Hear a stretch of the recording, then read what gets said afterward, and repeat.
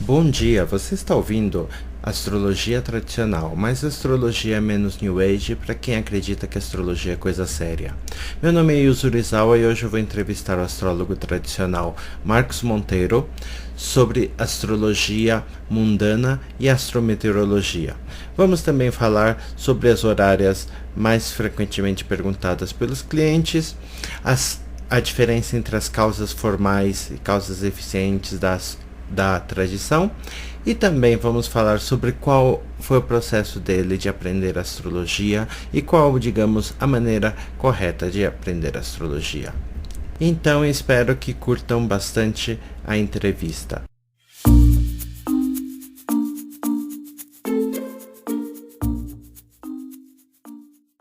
Aqui eu tenho algumas perguntas, eu não sei porquê, deve ser alguma coisa que você escreveu no seu site. Muitas perguntas sobre inteligência e genialidade. Como se determina a inteligência? Quais são os aspectos de Mercúrio sem aspectos na inteligência? Eu não sei aqui, mas se você tem Engraçado, alguma eu não lembro de opinião ter sobre o escrito tema. nada sobre isso, não. Até porque eu, apesar do que eu ler bastante o William Lilly, eu acho aquilo tudo que ele escreveu sobre a inteligência muito estranho. Porque você começa a estudar mapas de pessoas, obviamente inteligentes. Eu analisei o mapa do Papa Emérito, e as pessoas podem discordar dele, achar ele. Eu sou católico, eu acho ele o máximo, mas quem não é pode achar ele um vilão.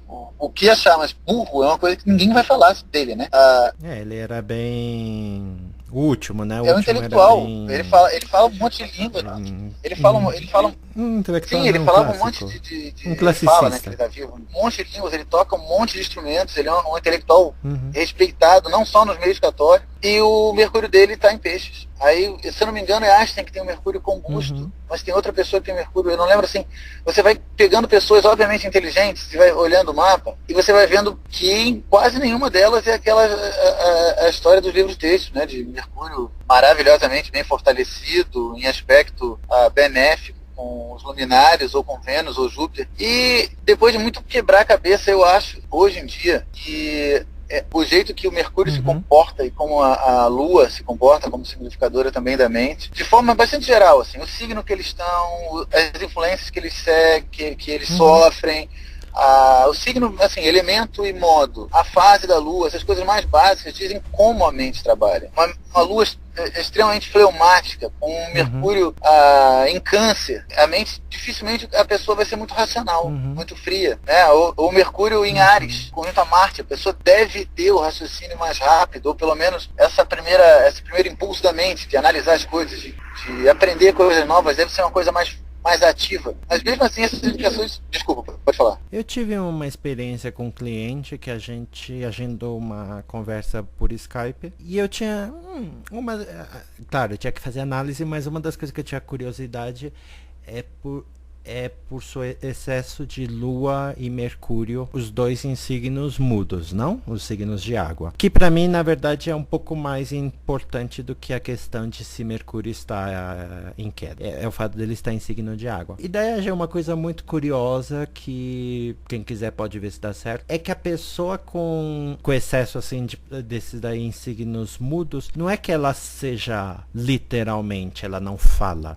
O problema é que ela fala tanto que você não consegue achar sentido em nada. Literalmente mudava de assunto 3 vezes na mesma frase. Era muito complicado entender o que a pessoa queria realmente dizer. Em geral, isso funciona para tudo. Nada pode ser interpretado muito literalmente, a não ser como uma, como eu diria, como assim, como uma olhada bem inicial, né? Por exemplo, eu coloquei recentemente a técnica lá do Froley de ver o parceiro. Aquilo algumas pessoas estão levando muito a sério, mas é uma técnica muito superficial, para você ter uma ideia muito geral, e não é nenhuma coisa que eu usaria assim no dia a dia. Eu prefiro muito mais usar o método mais Sim, e ele tradicional mesmo para fala ver que é parceiro. uma coisa que ele começou a observar com os clientes, ele acha que funciona, mas pode não funcionar. Pode ser assim Sim, eu que também acho tudo que funciona em funciona, três, mas quatro casos. Eu consigo, se a gente inventar uma técnica agora, eu e você, uma técnica louca, não sei se você, pessoas com Chiron em oposição ao contra-antícion do paralelo de Sedna, não tem o dedo mindinho do pé direito. A gente vai achar, gente, que não tem dedo mindinho do pé direito, tem essa configuração. Mas isso não quer dizer que a técnica seja segura. E eu não estou dizendo que o Froehlich inventou uma bobagem, não. Estou dizendo que é uma coisa que ele viu que não fere os primeiros princípios, que a princípio está de acordo com o básico, né, com os princípios básicos da astrologia, e que parece funcionar com os clientes, com as pessoas com quem ele teve contato. Mas eu acho que tem muito espaço para refinamento e qualificação aí nesse negócio. Eu concordo com você. Não é um negócio muito literal, não. Ok, Marcos. Claro. Duas perguntas pra gente terminar, tá certo? Aí respira fundo. Primeira pergunta, você tem alguma experiência com astrometeorologia? Você trabalhou mais com horária? Então, ou falar sobre astrometeorologia ou sobre mundana, se você tem alguma experiência com o tema, ou sobre astrometeorologia. Bom, vamos lá. Eu vou falar sobre astrometeorologia porque a minha experiência com mundana é muito limitada. Para falar a verdade, eu me interesso muito pouco pelos assuntos da mundana. Não é um problema astrológico. Eu acho um saco estudar, sei lá, política internacional. Eu nunca gostei disso. Então, as coisas que eu vejo que são mais parecidas com mundana são tempo. Então vou falar do tempo, do clima. Olha, a astrologia, eu lembro que eu tive uma discussão uma vez num grupo do Facebook, uma astróloga famosa, eu não vou citar o nome dela aqui não, mas é uma tradicional famosa dessas que dá curso e tal, e ela disse que a astrologia horária não se presta para um monte de coisa, inclusive o tempo. E eu falei, olha, desculpa, mas é a única horária que eu não conheço nenhum astrólogo que erre. Eu acho que assim, claro, todo mundo, assim, errar, eu exagerei um pouco, né? De vez em quando a pessoa se distrai ou não está prestando atenção, mas é muito simples. Claro que você não vai usar a astrologia horária, porque não dá, pelo que a gente falou antes, para você perguntar todo dia às 6 horas da manhã se vai chover. Você não consegue prever de forma regular o tempo. Você até consegue, alguém pode perguntar para você, cara, mas esse verão vai ser chuvoso, ou essa estação que eu preciso plantar, minhas coisas vai dar sol, mas você não consegue prever, olha, dia tal vai chover, dia tal, dia 2 vai chover, dia 3 não vai, dia 4 vai fazer isso, temperatura vai flutuar entre tanto e tanto. Não dá para fazer isso com horário. Com certeza que não. Mas descobrir o tempo, responder perguntas de tempo, com certeza funciona muito bem. Porque é muito simples, é muito difícil você errar, porque várias horários tem muita coisa para você ver, e o tempo não. São 4 qualidades. É úmido e frio é chuva, é quente, seco é sol, sabe? Não tem.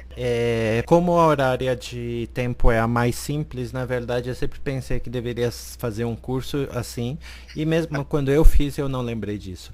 Mas basicamente, para quem não sabe, basicamente você pega o senhor do ascendente e vê em que signo ele está. Ou você usa algum outro senhor, usa o senhor das 5, se é uma festa, 7, se é Olha, casamento, normalmente, em 90% dos casos é o da 1, porque você quer saber como é que vai ser o tempo aqui. Mas você pode perguntar, olha, eu quero viajar para sei lá, para os Estados Unidos, quero saber se vai estar frio lá. Então, você vai usar o senhor da 9. Mas 90% das vezes é o da 1. Agora, a astrometeorologia mesmo, olhar os mapas mundanos, o ingresso do Sol, eu faço, mas eu publiquei muito pouco, porque é um assunto que eu não domino bem. Eu acho fascinante, eu gosto muito. Eu andei olhando eu não sei se você chegou a olhar os mapas desse verão. Eu achei muito legal, porque uma coisa, pelo menos, que eu parece ver, tudo bem, é muito limitado, como eu falei, a experiência de uma estação. Mas a teoria é que o ingresso em Áries manda no ano todo, e o ingresso nos signos cardinais manda na estação. E o ingresso em Capricórnio prometia chuva. E o primeiro mês de verão foi chuvoso e frio. E o segundo, acho que foi no Brasil todo, mas aqui foi impressionantemente quente e seco. E o ingresso em Capricórnio era não só o ingresso do Sol em Capricórnio, como a Lua, não lembro se a Lua cheia ou a Lua nova anterior. As duas prometiam muita secura. E foi um mês que não choveu quase nada, não sei se você lembra. E o ingresso, você não está no Brasil. É um dos motivos porque eu nunca escrevi sobre astrometeorologia, não tenho a menor ideia do que está acontecendo no Brasil. Esse ingresso em peixes prometia mais chuva, mais um tempo mais instável. E então, olhando o ingresso do Sol em cada mês e as luas cheias e novas, eu consegui pelo menos entender o clima. mas eu não sei se eu consigo prever ainda, eu acho que não. Eu acho que daqui uns 2, 3 anos, se eu continuar fazendo isso, e continuar mantendo meu interesse, talvez eu consiga ver alguma coisa. Mas o que eu achei interessante é que esse ingresso na estação não dominou a estação toda. No seu curso de astrologia horária, você ensina também sobre astrometeorologia? Olha, horária que eu me lembre. Que mais você... Eu não tô, como eu fechei a tela aqui, eu tô só com o Skype, eu posso esquecer de alguma coisa, mas relacionamento, compra, venda, aluguel de imóvel, viagem, horária financeira, aposta, horário de emprego, de estudo, aquelas coisas de se eu vou conseguir entrar na universidade, se a universidade é bom para mim. Eu tenho os horários de crime, que eu acho fantástico, eu consegui uns 2, 3 de assalto. Tempo, aposta.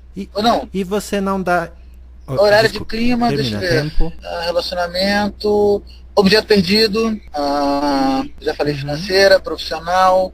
Olha, eu tento cobrir o básico das 12 casas. Mas é porque tem coisa que realmente ninguém pergunta, né? Casa 1, dificilmente alguém pergunta alguma coisa interessante de Casa 1. Eu não lembro, eu acho que eu não tenho nenhum exemplo de Casa 1 no sentido de alguma coisa de mim. A única que eu consigo lembrar é os... Casa 11 também, você nunca recebe perguntas sobre a Casa 11, a não ser Sim, quando na verdade Casa 11 é nunca é Casa 11, né? Pra quem não entendeu a piada, a Casa 11 dos amigos só aparece em perguntas quando a pessoa quer transformar este amigo. Sim, a pessoa quer fazer a relocação, o presente da Casa 11 para Casa 7. E é a pergunta de Casa 7, né? Ou aquele outro tipo que eu só recebi uma vez, é aquela do desejo, né? Que nunca é o desejo. Que apesar da Casa 11 ser dos desejos, das aspirações, assim, será que eu vou conseguir meu desejo? Cara, não é será que eu vou conseguir meu desejo. Se eu desejo emprego, é questão de emprego. Se o desejo é namorado, é questão de namorado. Se o desejo é que seu pai morra, é questão de Casa 11. Agora, aí é Casa 11. É Casa 8 da 4. E seu curso não é exatamente aulas, é mais uma tutoria. Como é que funciona? Você manda um exercício e a pessoa responde? Ela tem que dependendo ler da coisa. aula. Como é que funciona? Eu mando algum texto pequeno meu, mas eu me baseio muito nos textos dos outros. Nos textos, principalmente do Lilly, do Frawley, do Saunders. Eu peço para o aluno ler o livro do Ptolomeu. Eu sempre gaguejo quando falo isso. O quadripartite. Principalmente no começo. Mas da aula 3 em diante, que na verdade a aula 1 são um monte de aulas juntas. É a aula 1, mas a aula 1 é a astrologia básica. Então eu divido em quantas partes são necessárias até a pessoa completar o conhecimento básico. A aula 2 é a horária básica.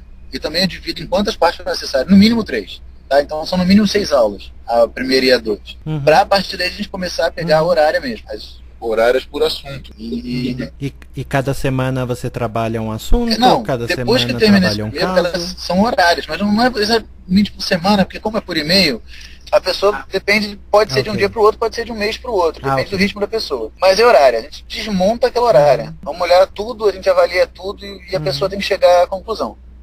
Eu estou ali para ajudar. A minha ideia, e é isso que eu achei interessante do curso do Frawley, é isso que eu tento passar no meu curso, mesmo que eu faça várias coisas diferentes do curso dele, e isso eu tento fazer igual. A minha ideia é fazer o máximo possível com que passe para o aluno a impressão de que ele está me vendo trabalhar. Como se fosse um aprendiz na minha oficina. Ele está fazendo na minha frente, eu estou corrigindo o que ele está fazendo de errado, ele está me vendo trabalhar, entendeu?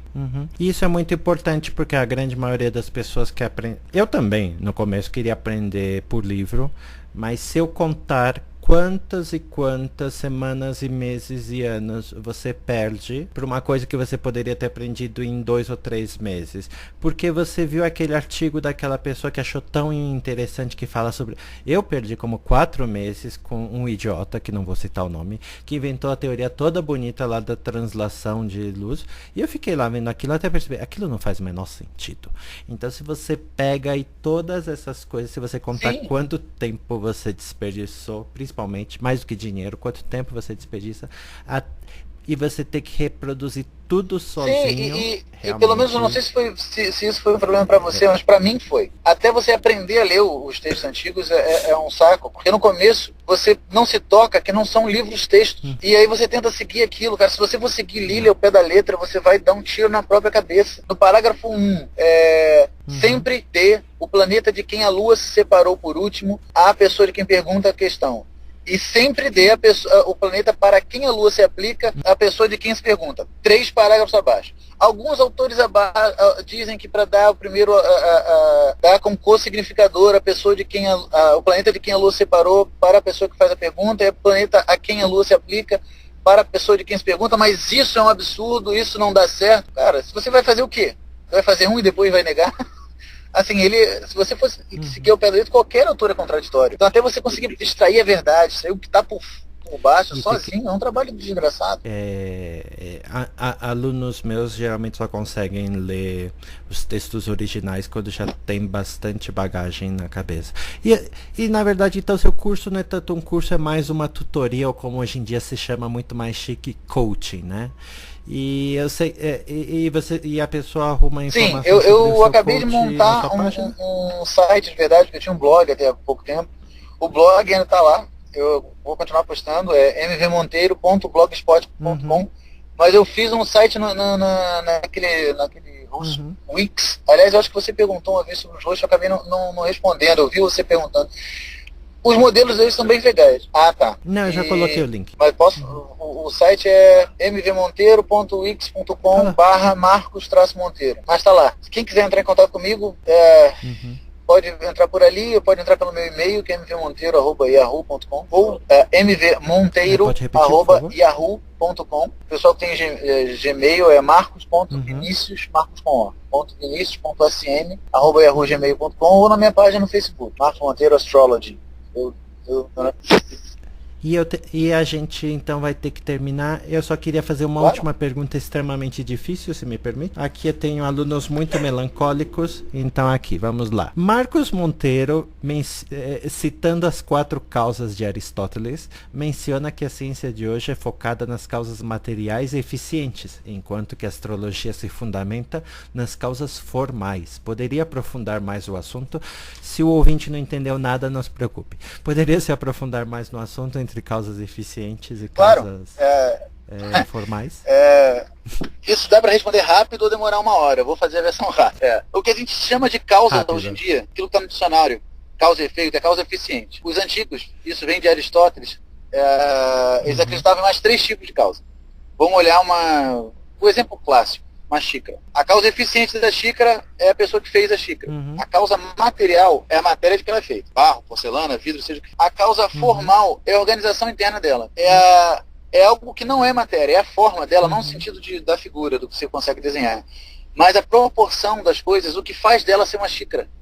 E a causa final é botar chá, chocolate quente, café dentro e beber. Teleologia para sim, a finalidade das coisas.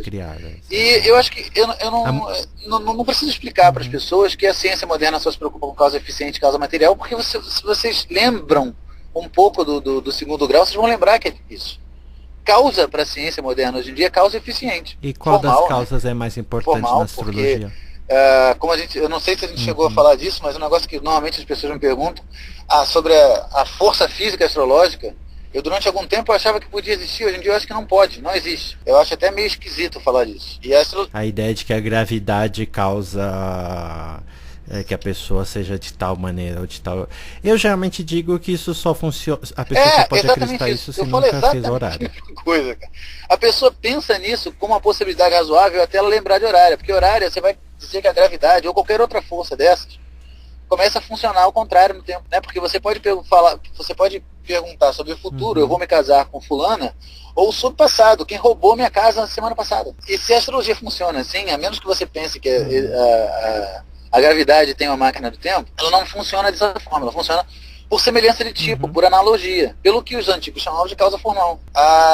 As coisas simbolizadas por Vênus têm uma certa forma, uma certa organização.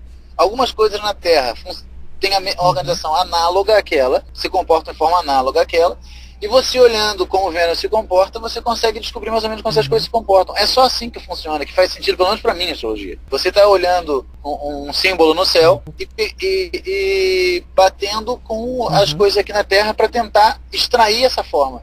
Você tentar pegar o essencial do que está acontecendo e entender. Ok, Marcos, muito obrigado pela entrevista. Algumas últimas final words, últimas palavras? Eu primeiro peço desculpa pela confusão, parece uma constante. Você falou que o Mercúrio não gosta de você, acho que Saturno tem algum problema comigo.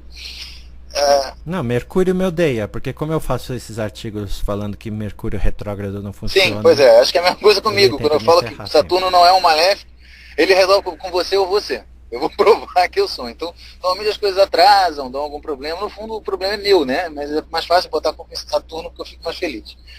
Então, desculpa pela confusão, pela enrolação.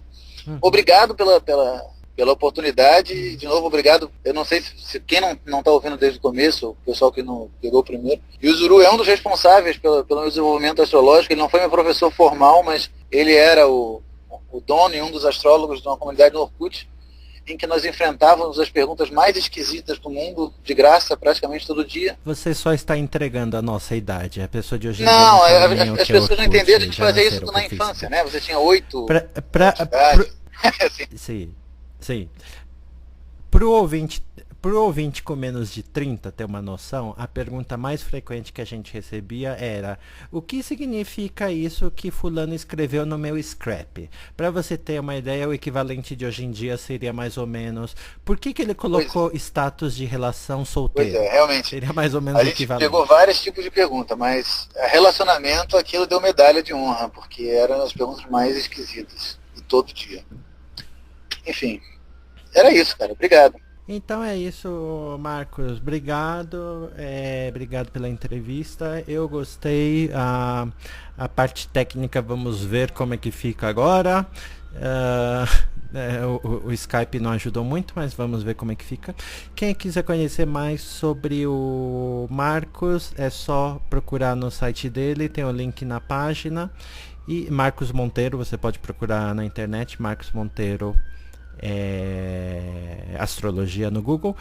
E eu estou perto de fazer com que a maldita página funcione. Opa, parabéns. Já temos um novo domínio, sim, astrologiatradicional.com.br. Eu pensei em colocar Yuzuru, mas acho que é muito difícil de digitar, as pessoas não sabem. Vamos tentar 2 dias Yuruzu e não vão conseguir, vamos botar que a culpa é sua. Isso, então eu resolvi astrologiatradicional.com.br.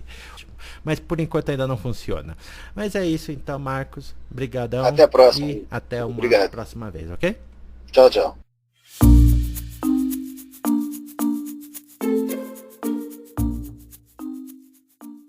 E este foi o final da nossa entrevista. Espero que tenham gostado. Se você gostou, coloque um comentário, indique uma pessoa que você gostaria de ver entrevistada aqui em Astrologia Tradicional. Na semana que vem, eu vou colocar a entrevista que eu fiz com o tarólogo Giancarlo Schmidt.